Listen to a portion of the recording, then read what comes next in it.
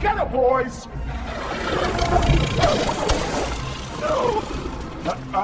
I wouldn't. Shocking, isn't it? Of course, I always was a gal with an eye for a bargain. What do you say to a trade? Hmm? What's your precious little area worth to you?